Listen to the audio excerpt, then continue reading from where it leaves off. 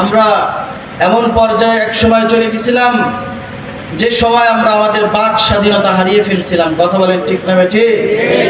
আমাদের কথা বলার সুযোগ দেওয়া হতো না, আমরা ভয়ে কথা বলতে পারতাম না। অনেক মসজিদের ইমাম তো কথাই বলিনি, এই সময়ে তারা কথা বলা বন্ধ করে দিয়েছে।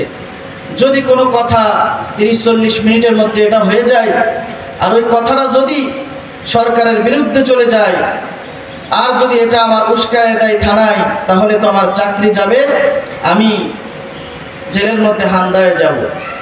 এ ভয়ের কারণে অনেক ইমাম কথা পর্যন্ত বলিনি, জুমার আলোচনা বন্ধ। অনেক মসজিদের সভাপতি আওয়ামী লীগ, এ কারণে তারা কথা বলতে পারেনি।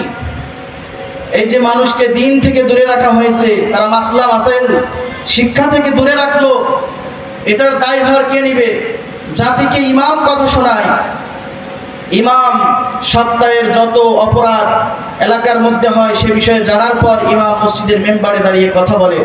তার জবান যদি বন্ধ করে দেন, সে ইমাম যদি কথা না বলতে পারে, তাহলে সমাজের মধ্যে এই যে ত্রুটিগুলো এটা বন্ধ হবে কিভাবে? হবে বলেন? কখনোই বন্ধ হবে না। এজন্য আল্লাহর কাছে হাজার শুকর যে আমাদেরকে তিনি বিজয় দান করেছেন। ৭১ দেখি নাই, কিন্তু আমরা গোটা আন্দোলনকারী ছাত্রদের রক্ত ঝরানো এবং তাদের প্রতিবাদ দেখেছি। কথা বলেন ঠিক না বেঠি? যুব শক্তির কাছে কোনো শক্তি চলে না, রবের শক্তির পরে একটা শক্তি আছে জমিনে, সেটা হলো যুব শক্তি। এরপরে আর কোনো শক্তি আছে বলেন? কোনো শক্তি নাই।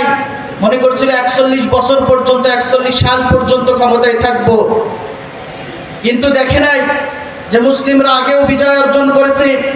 গৌর গোবিন্দকে পতন ঘটিয়েছে শাহজালাল ইয়ামিনী রহমতুল্লাহি আলাইহি, তিনি পতন করেছেন, আজানের ধ্বনিতেই বিজয় হয়েছে। কথা বলেন ঠিক না বেঠি? যে মুহাম্মদুর রাসূলুল্লাহ সাল্লাল্লাহু আলাইহি ওয়াসাল্লামকে মক্কা থেকে বের হতে হয়েছে, হিজরত করে মদিনায় চলে গেছে, যে নবী কষ্ট সহ্য করেছে, কাবার দিকে তাকায় রাত্রেবেলা হিজরতের রাতে বারবার চোখের পানি ফেলে আর বসে আর বলে, কাবা আমি তোমাকে ছেড়ে যেতে চাই না, কিন্তু মক্কার মানুষ, আপন মানুষ আমার চিনল না, এ কারণে আমি বাধ্য হচ্ছি তোমাকে ছেড়ে যেতে। যে মুহাম্মদুর রাসূলুল্লাহ কথা বলতে পারে নাই ভয়ে, যে মুহাম্মদ দাওয়াত দিতে পারেনি, সে মুহাম্মদুর রাসূলুল্লাহ মদিনায় যে ১০,০০০ সৈন্য মুজাহিদকে নিয়ে, সাহাবীকে নিয়ে তিনি কোথায় গেলেন? মক্কায় বিনা রক্তপাতে তিনি বিজয় করলেন। আলহামদুলিল্লাহ বলেন। তারপরের পর তিনি সাধারণ ক্ষমার ঘোষণা করলেন। সুবহানাল্লাহ, এটা সেই বিজয়। ইন্না ফাতাহনা লাকা ফাতহাম মুবিনা, তিনি বিজয় দিতে পারেন, তিনি বিজয় দিন। নাসরুম মিনাল্লাহি ওয়া ফাতহুন করিব, তিনার সাহায্য ছাড়া কোনো বিজয় হয় না। এজন্য যুবকরা সমাজের মধ্যে একজন রাহবার, তাদেরকে গুরুত্ব দিতে হবে। তারা যদি সমাজের মধ্যে রুখে দেয়, কোনো অপরাধ থাকবে বলেন? যে যুবক ভাইয়েরা আসো, তোমরা যদি ইসলামের জন্য কাজ করো, তাহলে সমাজের মধ্যে কোনো দুর্নীতি থাকতে পারে না, সেটা কিন্তু তোমরা দেখিয়ে দিয়েছো। কথা বলেন ঠিক না বেঠি? যখন আন্দোলন শুরু হলো, কোটা আন্দোলন, সরকারের কখনো পতন হইতো না, আর এই সরকারকে লাগানোর ক্ষমতা কারোর ছিলও না।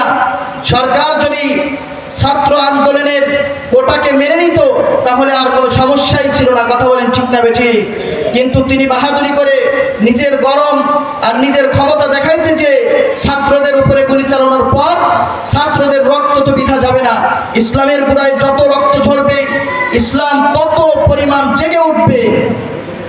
জেগে ওঠার পর ছাত্ররা আন্দোলন যখন আরো জোরদার দিয়ে শুরু করলো, পতন হওয়া বাধ্য হলো। কথা বলেন ঠিক না বেঠি? এজন্য যুবক, ভয় পেও না, আধারে আলো আছে তোমার সামনে। তুমি যদি উঠে দাঁড়াও, অন্ধকার পালিয়ে যাবে। তুমি উঠে দাঁড়াও, আগে তুমি ওঠো। পুলিশ বাহিনী মনে করছিল যে আমরা আর কাজে ফিরবো না। কোথায় ফিরবো না?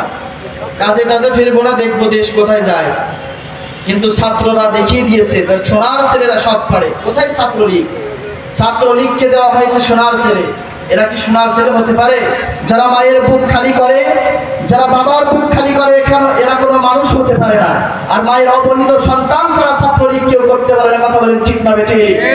পালানি কেন? এখন তো পালাইছিস, পালা রে পালা, জলদি পালা, নইলে তোদের গলে ঝুলবে তালা।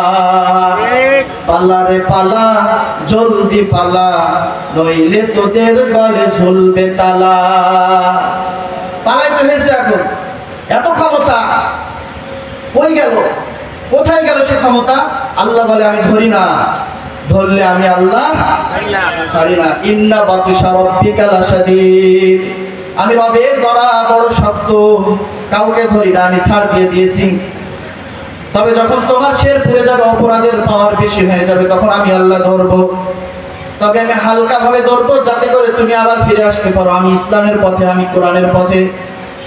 আল্লাহ রাব্বুল আলামিন বলেন ইন্না বাতশা রাব্বিকা লাশাদীদ, আমি রবের ধরা বড় শক্ত, আমি ধরি না, ধরলে ছাড়ি না। কি ধরা ধরছে দেখেন। ছাত্ররা যখন লং মার্চ টু ঢাকা বলল, সকলে চলে গেল, লক্ষ কোটি কোটি জনতা। তারপরেও সে কিন্তু বলে দিল যে যে কোনো মুহূর্তে হোক আমার ক্ষমতায় থাকতে হবে, দরকার হয় বিরাজ কেন, কি জানো? কারণ যে জালেম হয়, মানুষের মহাব্বত তার অন্তর থেকে প্রথমত উঠে যায়। কি হয়? উঠে যায়, প্রথমত উঠে চলে যায়। রক্ত তার কাছে আর কিছু মনেই হয় না। খুলনার ইরশাদ শিকদারের নাম শোনেননি?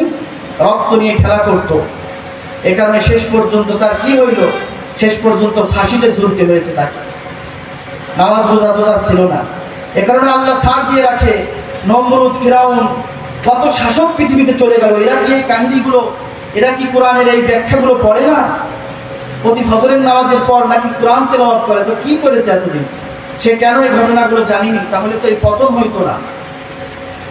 এ কারণে যারাই ক্ষমতাধর শাসক পৃথিবীতে এসেছে, ইসলাম বাদ দিয়ে যদি অন্য কোনো ধর্মের উপরে তারা কথা বলেছে কিংবা নিজের মতন করে বিধান সমাজে চালু করেছে, তারা বেশি দিন টিকতে পারে নাই। পেরেছে বলেন? যেমন সাজ্জাদ, যেমন ফিরাউন, যেমন নমরুদ।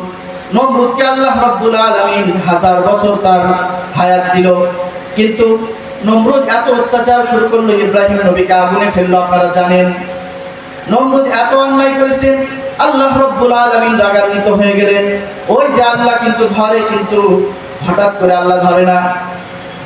আল্লাহ রাব্বুল আলামিন প্রথমে ছাড় দেন, তারপরে যখন তার গুনাহের পাল্লা ভারী হয়ে যায়, তখন আল্লাহ রাব্বুল আলামিন ধরেন। নমরুদকে আল্লাহ রাব্বুল আলামিন ধরলেন, মশা দিয়ে সাইজ করলেন। আপনারা জানেন মশা দিয়ে সাইজ করলেন। কর্মচারীদের সাথে অত্যন্ত খারাপ ব্যবহার করতেন নমরুদ, সব সময় বাজে ব্যবহার করত।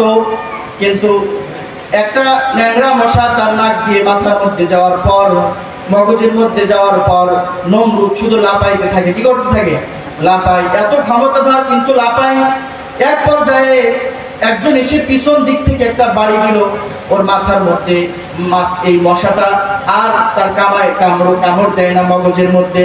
নমরুদের খুব ভালো লাগে। সে বলল, ঠিক আছে, এখন থেকে তোমাদের অন্য কাজ নয়, এখন থেকে শুধু আমাকে পিটাইবা, আমার মাথার মধ্যে বাড়ি দিবা।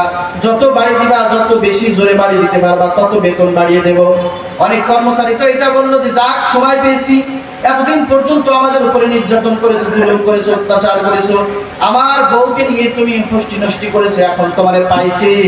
তাকে ধরে এমন জোরে একটা বাড়ি দিয়েছে, সাথে সাথে জায়গায় বেহুশ হয়ে পড়ে জায়গায় ইন্তেকাল করছে। আল্লাহ ধরে ছাড় দেয়, কিন্তু ধরলে আল্লাহ কায়দা মতনই ধরে। কথা বলেন ঠিক না বেঠিক? এজন্য ক্ষমতা পাওয়ার পর ক্ষমতা নিয়ে বাহাদুরি করা যাবে না। আল্লাহর বিধানের উপরে মাথা নত করতে হবে এবং নিজের বিধান বাদ দিয়ে কোরআনের শাসন সমাজে কায়েম করতে হবে। কথা বলেন ঠিক না বেঠিক?